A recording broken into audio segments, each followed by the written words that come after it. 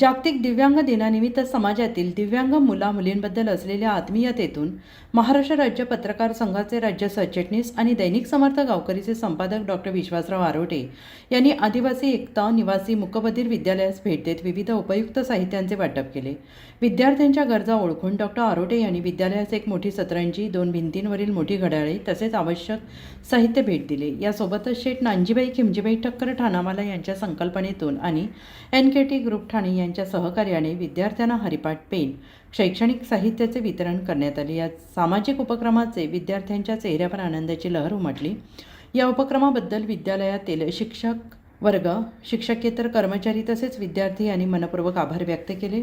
या कार्यक्रमास दैनिक समर्थ गावकरीचे महाव्यवस्थापक संजय फुलसुंदर, करंडी गावचे माजी सरपंच चंद्रकांत गोंदके उपस्थित होते. शिक्षक वर्गात Khatal madam, Rathod sir, Dalimbkar sir, Todkadi sir तर शिक्षकेतर सहकाऱ्यांमध्ये ज्ञानेश्वर लोकरे, सीमा रेवगडे उपस्थित होते. दुसरा मोबाईल नंबर 9423 46 72 72. तिसरा मोबाईल नंबर 75 88 15 0001. वेबसाईट आहे sgavkari.com. मेल आयडी आहे aklgavkari@gmail.com.